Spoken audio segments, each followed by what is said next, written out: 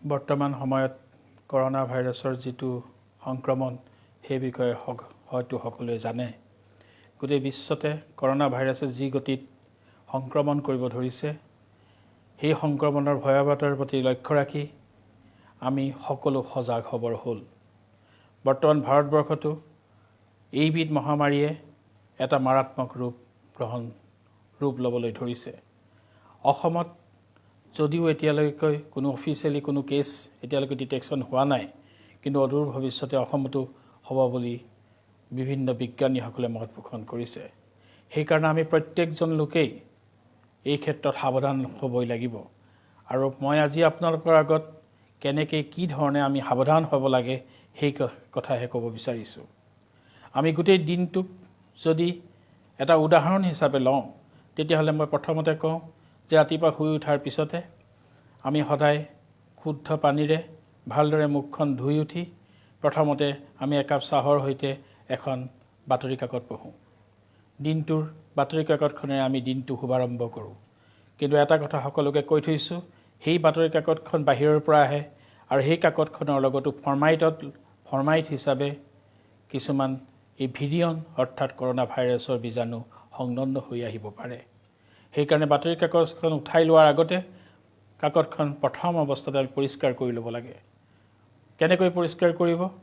পাৰিলে কাগজখন 2 ঘণ্টাৰ কাৰণে আপুনি সূৰ্যৰ পোহৰত ৰাখি থ'ব।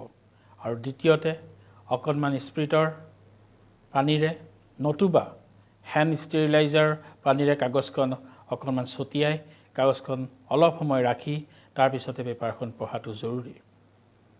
তাৰপিছতে আহোঁ যে আমি সকলোৱে গাখীৰ ইউজ কৰোঁ। আমি সকলোৱে গাখীৰ কিনো, বেছিভাগে আমি গাখীৰ কিনো আৰু গাখীৰৰ কিছুমান পেকেট আমি লৈ আনোঁ।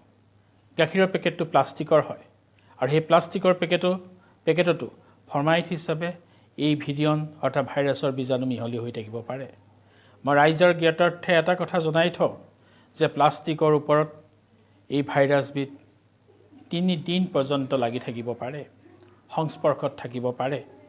সেইবাবে প্ৰথম অৱস্থাত যেতিয়া গাখীৰৰ পেকেটটো আহে তেতিয়া লগে লগে আমি তাক ডিছইনফেক্টেণ্ট কৰিব লাগে। এতিয়া কেনেকৈ কৰিম? ডিটাৰজেণ্ট ৱাটাৰ নতুবা যিটো আমি হেণ্ড ষ্টেৰিলাইজাৰ আছে সেইটোৰে গোটেই গাখীৰৰ পেকেটটো ভালকৈ পৰিষ্কাৰকৈ মুচি লৈ তাৰপিছত শুকান কাপোৰে আকৌ এবাৰ মুচি লৈ তাৰপিছতে তাৰ ভিতৰত থকা গাখীৰখিনি আমি ব্যৱহাৰ কৰিব লাগে। আৰু গাখীৰখিনি খোৱাৰ ক্ষেত্ৰতো আমি সদায় উপযুক্ত পৰিমাণে উতলাই 100 ডিগ্ৰী চেণ্টিগ্ৰেডৰ ওপৰত উতলোৱাৰ পিছতহে সেইখিনি গাখীৰ আমি গ্ৰহণ কৰিব লাগে। অন্যথা সেই বীজাণুবোৰ গাখীৰৰ পেকেটৰ পৰাও বিয়পিব পাৰে। তাৰপিছত আহোঁ আমাৰ ঘৰত বা সকলোৰে ঘৰতে আমাৰ বিভিন্ন ধৰণৰ মানুহ আহিব পাৰে। কিছুমানে ঘৰত কাম কৰিবলৈ আহিব পাৰে, কিছুমান আলহী হিচাপে আহিব পাৰে, কিছুমান বেলেগ কিবা কৰ্মৰাজিৰ কাৰণেও আহিব পাৰে। তেওঁলোকে আপোনাৰ ঘৰলৈ বা মোৰ ঘৰলৈ যদি সোমাই আহোঁতে প্ৰথম অৱস্থাত আপুনি এটা কামেই কৰিব লাগিব যে গোটেই ঘৰটো সোমোৱাৰ আগতে মানুহজনে গোটেই গাটো বা হাত ভৰি ভালদৰে যাতে চাবোনৰ পানীৰেই হওক বা স্পিৰিটৰ পানীৰেই হওক বা হেণ্ড ষ্টেৰিলাইজাৰৰ সৈতে হওক ভালদৰে ধুই ল'ব লাগিব। ধোৱাৰ পিছত অলপ সময় ৰোৱাৰ পিছতে তেওঁক ভিতৰলৈ আহিবলৈ দিব লাগে। অন্যথা আৰু 10 দিন বা 15 দিনৰ ভিতৰত আলহীসকলকো বিনম্ৰভাৱে ক'ব লাগে যে এই ক্ষেত্ৰত আপোনালোকে যিহেতু আমাক হোম কোৱাৰেণ্টাইনৰ কথা কৈছে, সকলোৱে ঘৰতে আবদ্ধ হৈ থকাটোৱেই ভাল। কোনো আলহী ঘৰত বেছিকৈ নোযোৱাটোৱেই ভাল। ময়ো যদি বেলেগৰ ঘৰলৈ বেছিকৈ নাযাওঁ আৰু আন সকলো মোৰ ঘৰলৈ নাহে, তেতিয়াহ'লেও বেমাৰৰ বিয়পাৰ যিটো লক্ষণ সেই লক্ষণ নহ'ব। এই প্ৰয়োজনীয়তা আজি আহিছে কিয়? বৰ্তমান যিটো গতিত কৰোনা ভাইৰাছৰ যিটো COVID-19 এই ভাইৰাছবিধ যিটো গতিত আগবাঢ়িব লাগিছে, আগবঢ়োৱাৰ ফলশ্ৰুতিত যিটো চক্ৰবৃদ্ধি সূতত যিটো বাঢ়িছে, এই বাঢ়াটো যদি আমি ৰখাই দিব নোৱাৰোঁ, তেতিয়াহ'লে ভাৰতবৰ্ষ, অসম বা ভাৰতৰ বিভিন্ন ৰাজ্য এনেকুৱা এটা স্তৰলৈ গুচি যাব যাক আমি হেল্থৰ ক্ষেত্ৰত আমি কম যে ডিজিজৰ ক্ষেত্ৰত এইটো ষ্টেজ 3। বৰ্তমান আমি ষ্টেজ 1 অতিক্ৰম কৰি ষ্টেজ 2লৈ গৈছোঁ। সেইটোৱেই ভাৰতবৰ্ষৰ কাৰণে বৰ দুৰ্ভাগ্যজনক। যদি এই ক্ষেত্ৰত ষ্টেজ 2ৰ পৰা যদি আমি ষ্টেজ 3 ষ্টেজলৈ যাওঁ, যাক কমিউনিটি লেভেলত যদি ইনভলভমেণ্ট হোৱাটো বুজাওঁ, তেতিয়াহ'লে ভাৰতবৰ্ষৰ দৰে এখন দেশত, জনবহুল দেশত এইবিধ বেমাৰ নিয়ন্ত্ৰণ কৰাটো বৰ দিগদাৰ হৈ পৰিব। এইটো আমাৰ হাতৰ পৰা ওলাই যাব। এজন চিকিৎসা কৰ্মী হিচাপে আপোনালোকৰ প্ৰতি মোৰ এটা বিনম্ৰ অনুৰোধ যে আমি সকলো যদি সজাগ হওঁ, নিজে যদি ঘৰৰ ভিতৰত সোমাই থাকোঁ আৰু অযথা যদি ঘৰৰ বাহিৰলৈ ওলাই নাযাওঁ, তেতিয়াহ'লে এইবিধ বেমাৰৰ পৰা কেতিয়াও আপুনি সংক্ৰমিত নহয়। এইবিধ বেমাৰে কেতিয়াও আপুনি ঘৰৰ ভিতৰত আহি অতিক্ৰম নকৰে, আক্ৰমণ নকৰে।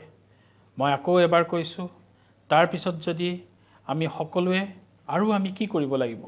আমি সকলোৱে নিজৰ হাতখনেৰে মুখমণ্ডললৈ বাৰে বাৰে লৈ গৈ থাকোঁ, চকুকেইটা মোহাৰিব পাৰোঁ।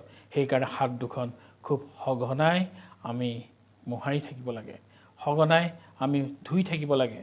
আৰু সেইকাৰণে কেতিয়াও চকুত বা মুখত কেতিয়াও আমি হাত দুখন লগাব নালাগে।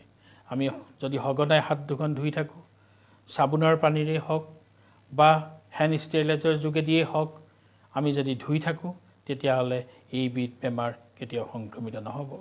আৰু এটা কথা কৈছোঁ, পৰিয়ালৰ লোকসকলেও এজনে আনজনৰ ওচৰত একেবাৰে ওচৰত নাথাকি অন্তত 1 মিটাৰ দূৰত্ব যদি ব্যৱধানটো যদি মানি চলে, তেতিয়াহ'লে পৰিয়ালৰ এজন মানুহৰ পৰা হ'লেও আনজনলৈ নাযাব। সেইকাৰণে জনসাধাৰণৰ প্ৰতি এটা বিনম্ৰ অনুৰোধ, আপুনি অযথা বাহিৰলৈ ওলাই নাযাব। দ্বিতীয়তে, পৰিয়ালৰ লোকসকলৰ মাজতো আপুনি 1 মিটাৰ পৰ্যন্ত আপুনি এটা দূৰত্ব ব্যৱধান মানি চলক। আৰু যদি বাহিৰলৈ ওলাই যায়ও, ঘৰত আহি পোৱাৰ আগতেই গোটেই হাত ভৰি ভালকৈ ধুই, চাবোনেৰে ভালদৰে ধুই আৰু ধোৱাৰ পিছত অন্ততঃ 3 মিনিট সময় ভালদৰে হাত দুখন ধুই ঘৰৰ ভিতৰত সোমাওক। আৰু এয়াই মোৰ কৈছোঁ। লগতে আৰু এষাৰ কওঁ যে আমি যিকোনো খাদ্য, সততে খাবলগীয়া খাদ্যবোৰ আমি 100 ডিগ্ৰী চেণ্টিগ্ৰেডলৈ আমি যদি গৰম কৰি লওঁ, গৰম কৰি আমি যদি খাদ্য ভক্ষণ কৰোঁ, তেতিয়াহ'লে এইবিধ ভাইৰাছ কেতিয়াও জীয়াই থাকিব নোৱাৰে। ধন্যবাদ।